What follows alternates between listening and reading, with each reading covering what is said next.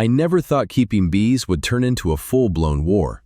But that's the thing about our little slice of suburbia. Peace is a fragile commodity, easily shattered by the right kind of person. My name is Mark, and for 15 years I've lived in the Oakwood Creek subdivision. It was, for most of that time, a perfectly cromulent place to live. The houses were nice enough, the lawns were mostly green, and the homeowners association was a sleepy, barely there entity that mostly just made sure the little sign at the entrance was repainted every 5 years. I run a landscaping and general property maintenance business out of my truck. It's good, honest work. I'm not getting rich, but I pay my bills, I have time for my hobbies, and my clients trust me. It's a quiet life, the kind I've always wanted. My real passion, though, the thing that calms my soul after a long day of wrestling with stubborn sprinkler systems or overgrown hedges, is my bees. I have 4 hives tucked away in the back corner of my half-acre lot, nestled behind a tall privacy fence and a thick stand of arborvitae I planted myself years ago. They're my little workers, a tiny humming city that I get to steward. They pollinate the neighborhood gardens, create the most amazing honey, and honestly, they're less trouble than any neighbor I've ever had. For 14 years they were my quiet secret, a source of personal pride and delicious gifts for friends and family. Then, Brenda moved in. She bought the house across the street and one down, a big 2-story colonial that had been owned by the Millers, a sweet old couple who retired to Florida. Brenda arrived like a weather front. One day, the Millers' old, comfortable home was there.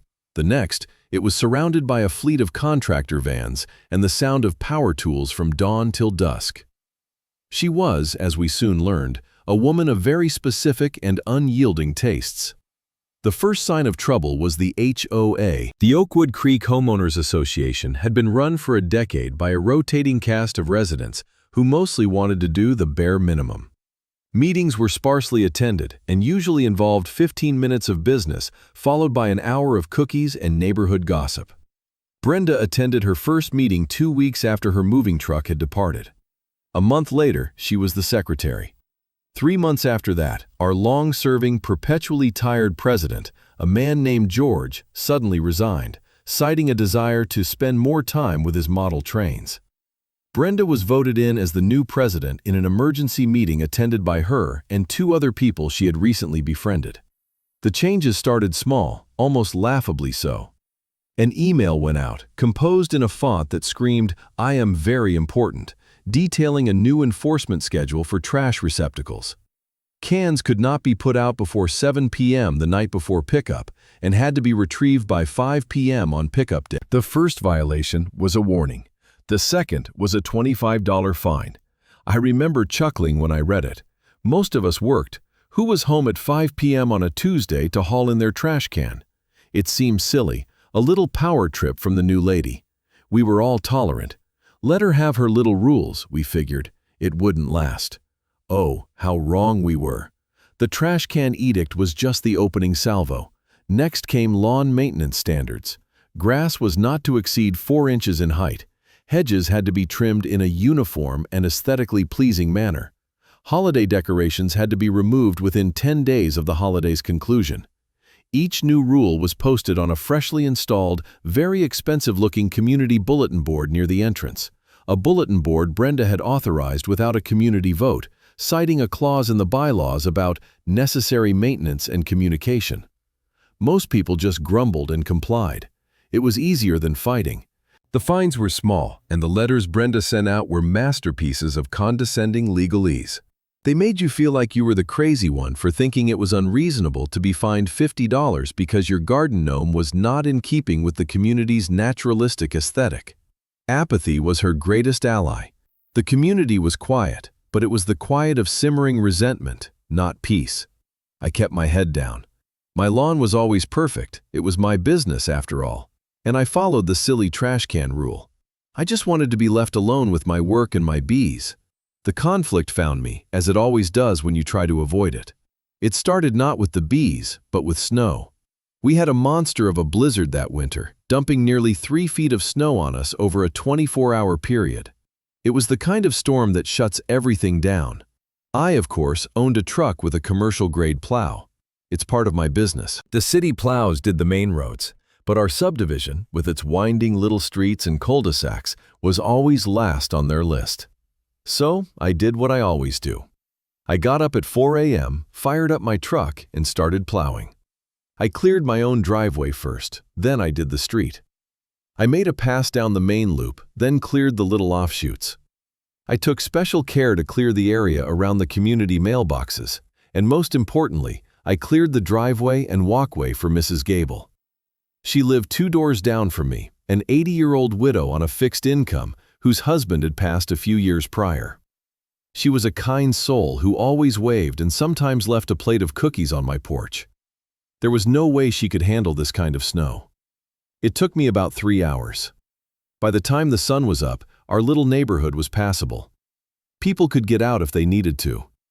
I came inside, cold and tired but satisfied, and made a big pot of coffee. I was sitting at my kitchen table, watching the steam rise from my mug when I saw her.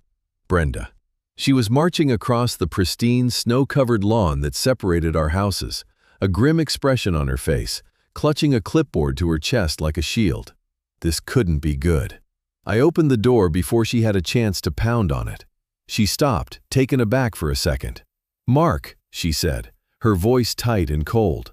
It wasn't a greeting, it was an accusation. "Morning, Brenda." "Nasty storm," I said, trying to keep it light. "I need to talk to you about your vehicle," she said, ignoring my pleasantry. She pointed with her pen at my truck, which was parked in my driveway, the plow still attached. "You can't have that here." I blinked. "My truck?" "I live here, Brenda. It's how I get to work." "Not the truck, the attachment," she snapped. "Commercial equipment. Section 12, subsection B of the community bylaws clearly states that no commercial-grade machinery, including but not limited to tractors, backhoes, or plowing attachments, shall be stored on any residential property." She recited it from memory, a smug little glint in her eye. I just stared at her. "Brenda, I just cleared the entire neighborhood, for free, so people like Mrs. Gable wouldn't be trapped in their homes. The plow is attached to my truck because I was using it. I'll take it off later today and put it in my garage." "That is irrelevant," she said, her voice rising. "The rule is the rule. The attachment is visible from the street. It is a clear violation. And furthermore," she continued, her voice gaining momentum, "you are not authorized to perform snow removal within the community. That is a service that must be contracted by the HOA board. Your unauthorized activities could open the association to liability." I felt a slow burn start in my chest. Liability? For what? Helping my neighbors? Are you going to fine me for shoveling Mrs. Gable's walkway too? The sarcasm was thick, but it flew right over her head. "If your shovel is of a commercial grade, then yes," she said, without a hint of irony. "This is your official warning.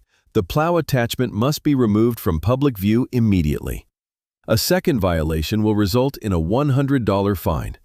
She made a check mark on her clipboard, turned on her heel, and marched back across the snow, leaving me standing in my doorway, speechless.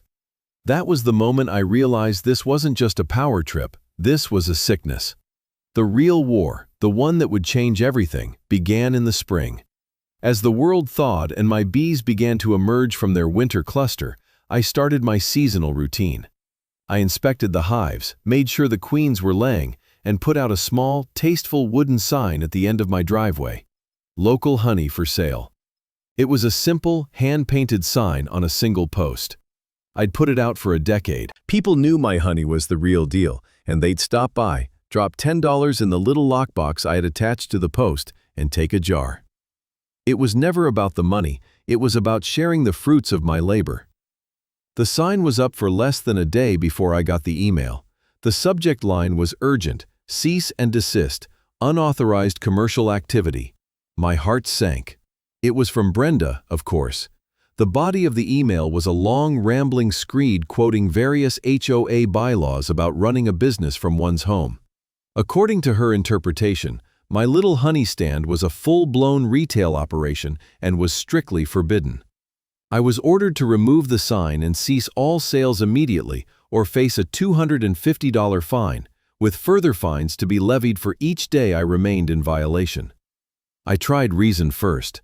I walked over to her house that evening, hoping a face-to-face conversation could clear things up. She opened the door a crack, peering at me suspiciously.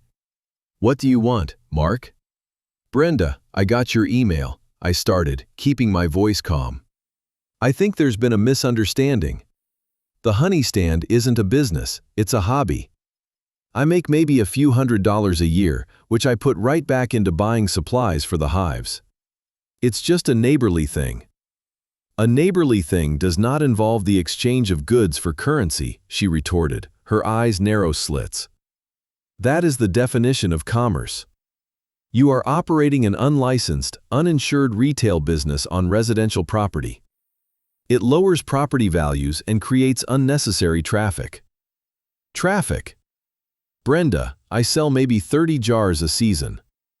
It's people who already live here. And property values. How does a sign for local honey lower property values?" "It's tacky," she sniffed, "and it opens the door to others. What's next? Someone selling used tires on their front lawn? We must maintain standards. The sign comes down. That's final." She started to close the door. "Wait," I said, putting my hand up. "This isn't about a sign, is it? This is about the snowplow incident. You're angry because I helped people and it made you look useless." Her face went from pale to a deep, blotchy red. "This is about the rules," she hissed. "The rules that you seem to think don't apply to you. And there's another thing. I've been looking into the county ordinances.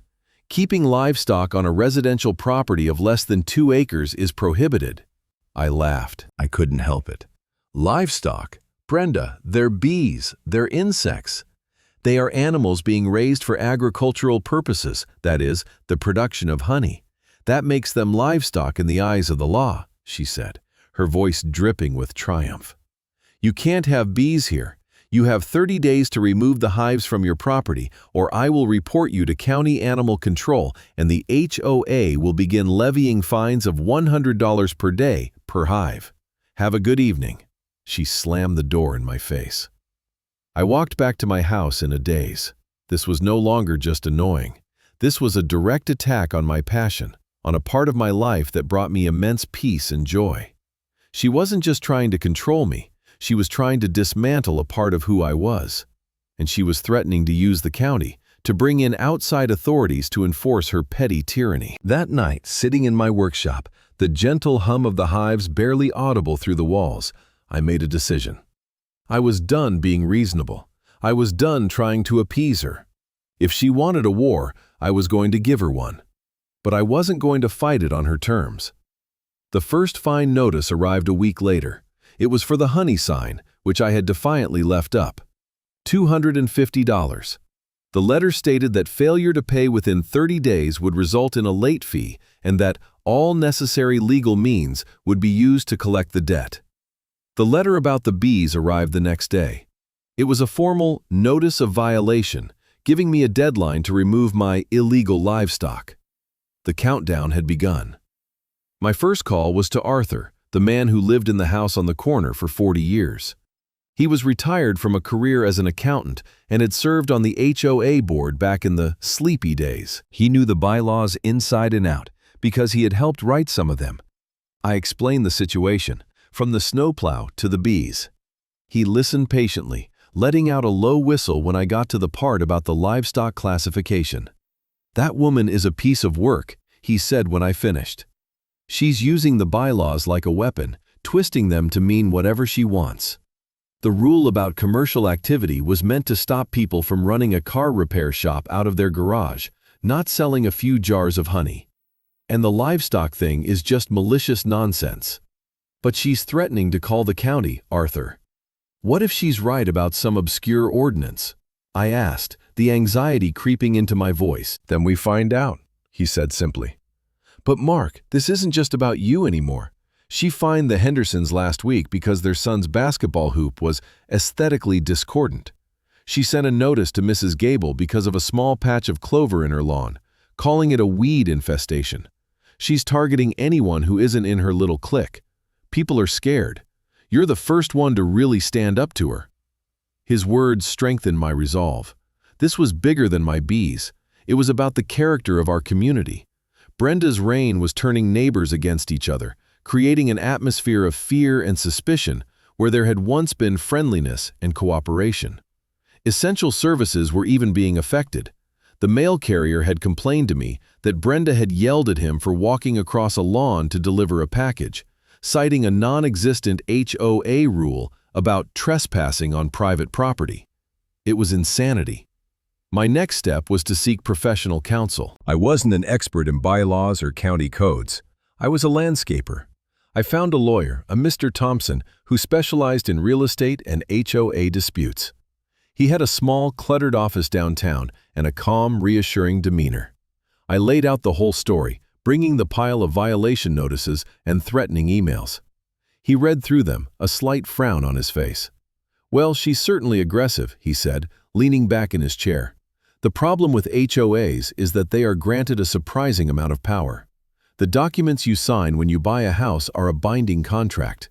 However, that power is not unlimited. The board's actions must be reasonable, not arbitrary or capricious, and they certainly can't break the law." He addressed the B issue first. "She's citing a county ordinance? Let's look it up." He swiveled to his computer and his fingers flew across the keyboard. A few minutes later, he smiled. "Here we go. County Agricultural Code. She's cherry-picking. Yes, there's a rule about livestock on lots under 2 acres, but if you scroll down to the definitions section, livestock shall be defined as bovine, equine, ovine, caprine, or porcine animals. And then a specific exclusion. Apis mellifera, the common honeybee, is not classified as livestock for the purposes of this ordinance and is permitted on residential lots provided the hives are maintained in a safe and sanitary condition and are not a public nuisance." A wave of relief washed over me. So I'm not breaking the law. "Not even close," Mr. Thompson confirmed. "She's either intentionally misrepresenting the ordinance or she's too incompetent to read it properly. Either way, it's a huge point in your favor. It demonstrates that her actions are based on personal animus, not a good faith enforcement of the rules." He advised me to send a certified letter to the HOA board, quoting the ordinance and formally refuting her claim. "What about the fines for the honey stand and the snowplow?" I asked. "That's trickier," he admitted. "The commercial activity clause is vague, which is often intentional. A judge might see it her way, or they might see it yours. The best way to fight this isn't to fight each individual fine. It's to go after the person levying them." "You said she authorized a new bulletin board without a vote." "Yes. She said it was necessary maintenance," I replied. "Our HOA bylaws require a vote for any non-emergency expenditure over $500, he said, tapping a copy of the documents I had brought. "How much do you think that board cost?" "A few thousand, at least," I guessed. "It's one of those fancy ones with a glass door and cork backing." "Interesting," Mr. Thompson mused. "And who handles the landscaping contract for the common areas now?" "You used to do it, didn't you?" "I did, for years. Brenda terminated my contract when she took over. Said she found a company that was more professional and cheaper. Viridian Landscape Solutions, I think they're called." Mr. Thompson wrote the name down on a legal pad. "Mark, you've been on the defensive. It's time to go on the offensive. This woman is abusing her power. The key to removing someone like this is to prove they are not acting in the best interest of the community. We need to look at the money. Where is it going?" That was my turning point. The frustration that had been simmering for months hardened into cold, clear purpose. I was no longer just a beekeeper trying to protect his hives. I was an investigator. Armed with the lawyer's advice and Arthur's historical knowledge, I began to dig. The investigation started at the county clerk's office. Following Mr. Thompson's advice, I filed a request for all of the HOA's recent financial disclosures. As a homeowner, I was legally entitled to them. It took a week, but I eventually received a thick packet of documents, budgets, expense reports, and copies of checks. I spread them out on my dining room table, a highlighter in one hand and a mug of coffee in the other. Arthur came over to help. His accountant's eye was far sharper than mine. For hours, we pored over the numbers. Most of it was boringly normal. Insurance payments, water bills for the common area sprinklers, the electric bill for the entrance lights. But then Arthur pointed to a line item. Viridian Landscape Solutions, he said. That's the company that took your contract. Look at this invoice, $5,000 a month. Mark, you were charging us $3,000, and that was for more work. She said they were cheaper, I muttered, feeling a familiar spike of anger. Cheaper for whom? Arthur said quietly. He pulled out his phone and typed the company name into a search engine. The results were sparse. There was no professional website, no Yelp reviews, no listing on the Better Business Bureau. All we found was a basic business registration filed with the state 6 months ago. The address listed was a post office box in a town 30 miles away. That's odd for a landscaping company, I said. No physical address? No phone number on the invoice? Look at the name of the registered agent, Arthur said, holding out his phone. The name on the screen made my blood run cold. Brenda Kowalski. Brenda's maiden name. I knew it from a piece of misdelivered mail I had once returned to her. We stared at each other. The pieces clicked into place with a sickening thud. Viridian Landscape Solutions wasn't a real company. It was a shell. Brenda had created a fake business, fired me, and then hired her own fake company at a vastly inflated price. She was paying herself with HOA funds. She was embezzling. The bulletin board, I said, my mind racing. I bet she did the same thing. We flipped through the invoices until we found it. A payment of $4,200 to a company called Community Creations LLC for the new bulletin board. Another quick search revealed the same pattern. A recently registered business with a post office box address and a single registered agent. This time, the name was Daniel Kowalski. Her brother? Arthur guessed. Or her husband. Or just another fake name, I said, a grim satisfaction washing over me. It doesn't matter. It's fraud. Clear as day. This was it. This was the leverage. My little dispute over bees and honey had uncovered a pattern of serious financial crime. The fines, the threats, the petty rules, it was all a smokescreen, a way for her to assert control and distract everyone while she was raiding the community coffers. Her obsession with power wasn't just a personality flaw, it was a necessary tool for her corruption. Mr. Thompson was ecstatic when I called him. "This is better than I could have hoped for," he said, a genuine excitement in his voice. "This isn't just an HOA dispute anymore. This is a criminal matter. We have her, Mark. We have her cold." His advice was precise. We would not go to the police yet. A police investigation could get bogged down, and Brenda could use her position as president to obstruct it. The best strategy was a public execution. The annual HOA meeting was scheduled in 3 weeks. It was typically a sleepy affair, but Mr. Thompson and I planned to make it the most well-attended meeting in Oakwood Creek history. We shifted our strategy from defense to offense. I, along with Arthur, began a quiet campaign. We went door to door, but not to complain about Brenda. We went to listen. We asked our neighbors about their own frustrations, about the fines they'd received, the warnings, the general sense of unease. We collected their stories. The Hendersons and their basketball hoop. The Garcias, who were fined because their satellite dish was allegedly visible from the street. And poor Mrs. Gable, who had received another notice, this time threatening a lien on her property if she didn't pay a cumulative $200 in fines for the clover in her lawn. With each story, the anger in the community grew. We told everyone, if you want this to stop, you need to come to the annual meeting. Just come and listen. We didn't reveal our hand. We didn't mention the embezzlement. We just stoked the fires of their existing discontent. We made it clear that this meeting was their one chance to be heard. Meanwhile, I continued my own little piece of psychological warfare. I paid for a professional survey of my property line and installed a brand new 6-foot-tall privacy fence exactly on the line, obscuring my hives from her view entirely. Then, I sent a certified letter to the HOA board, formally disputing every fine levied against me. For the bees, I attached a copy of the county ordinance, highlighting the section exempting honeybees. For the commercial activity, I cited the lack of any definition of commercial in the bylaws and stated that my honey stand was a de minimis hobby. For the snowplow, I argued it was temporary and necessary for public safety. I copied Mr. Thompson on everything. Brenda's response was to escalate. She sent me a letter via the HOA's lawyer informing me that a lien was being placed on my property for unpaid fines totaling over $1,000. It was a classic bully tactic designed to intimidate, but I knew it was an empty threat. The lien was illegal because the fines themselves were being legally disputed. It was, however, the final piece of evidence I needed to show her vindictive and unreasonable nature. The night of the annual meeting arrived. The community hall, which usually held maybe a dozen people for these things, was packed. There were over 100 residents there. People were standing along the walls. The air was thick with anticipation. Brenda and her two cronies on the board, a timid woman named Carol and a grumpy man named Frank, sat at a table at the front, looking bewildered by the massive turnout.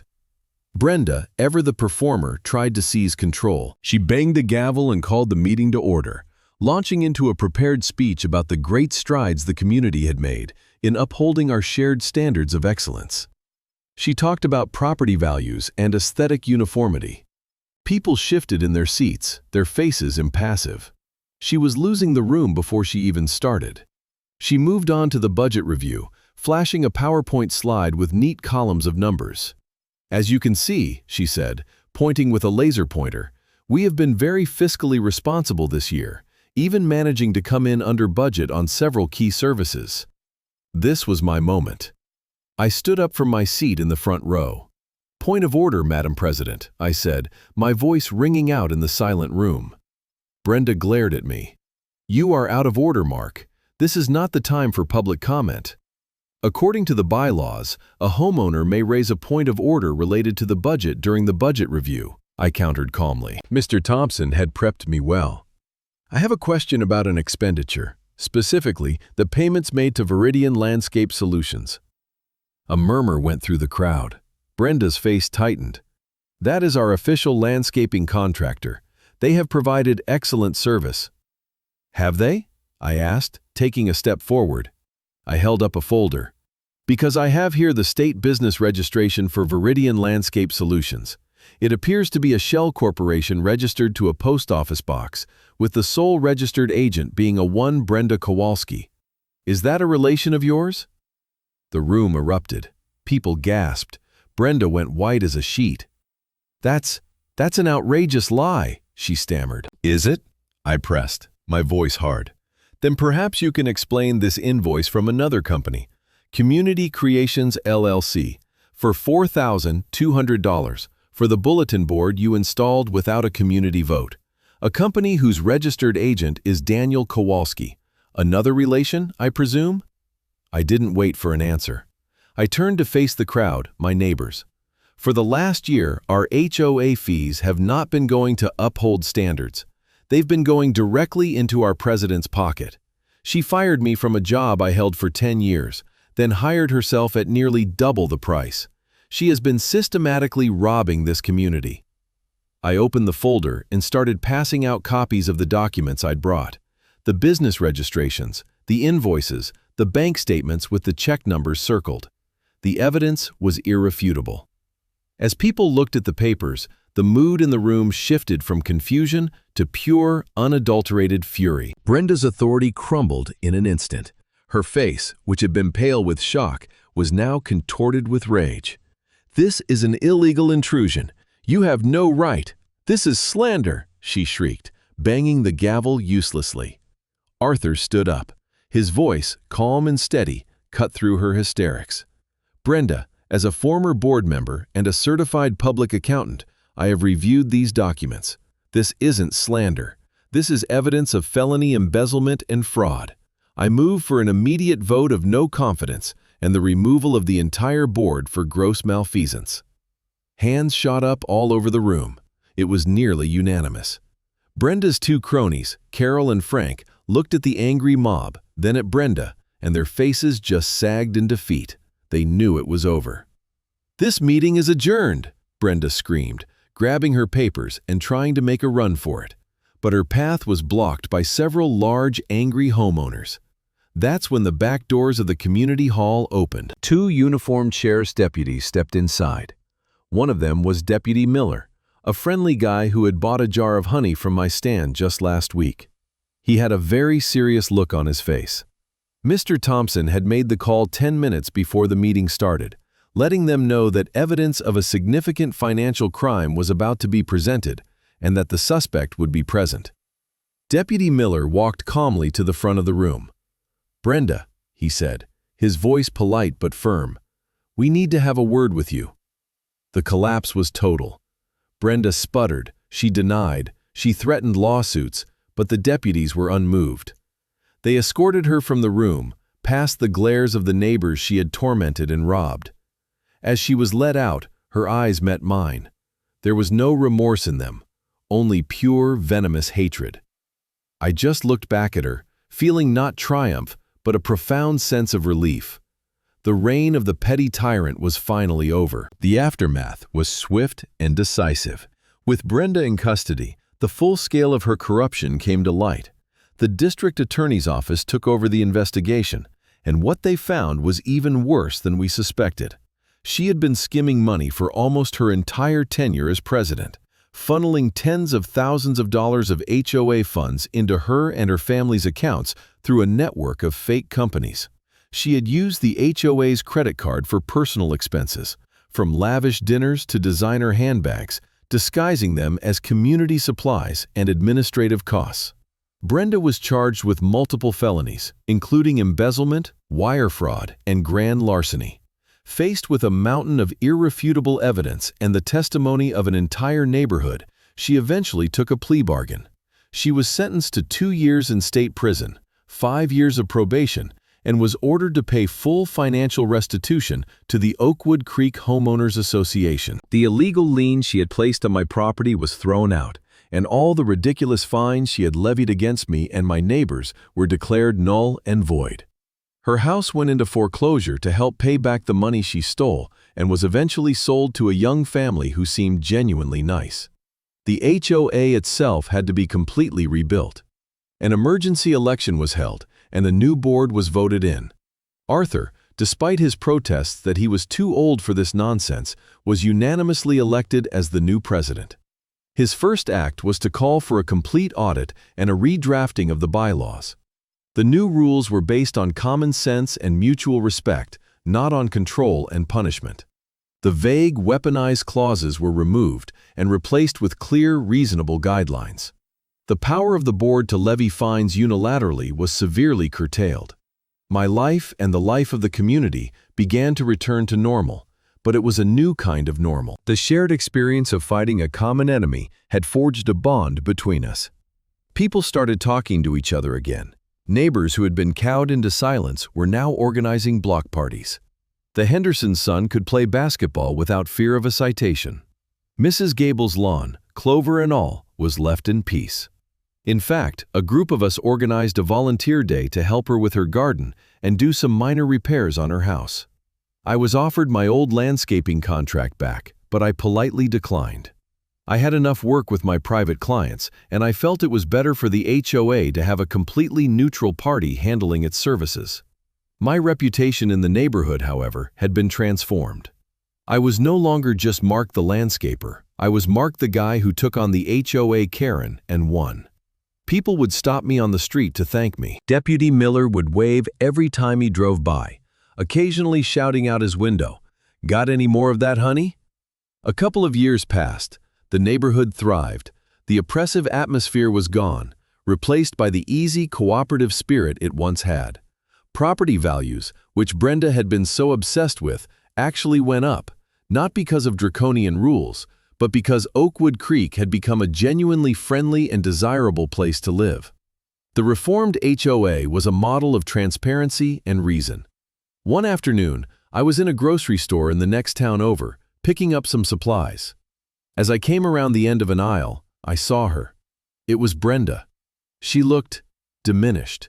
The sharp, commanding posture was gone, replaced by a weary slump. Her hair was no longer perfectly coiffed, and she was wearing a drab, ill-fitting tracksuit. She was a ghost of the tyrant she had once been. Our eyes met for a brief second. A flicker of the old anger flashed in her eyes, but it was quickly replaced by something else. Shame, maybe, or just exhaustion. She quickly looked down at her shopping cart, which contained a few generic brand items, and pushed it away down another aisle, disappearing from view. I felt no anger, no desire for revenge. I just felt a quiet, detached pity. Her own greed and cruelty had been her downfall. She had built her own prison long before the state had locked her in one. I finished my shopping and went home.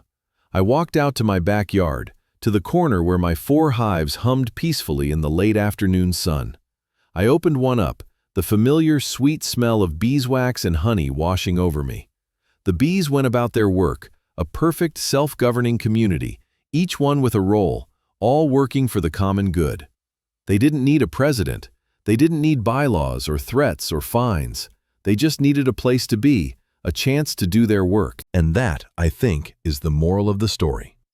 Communities are like beehives.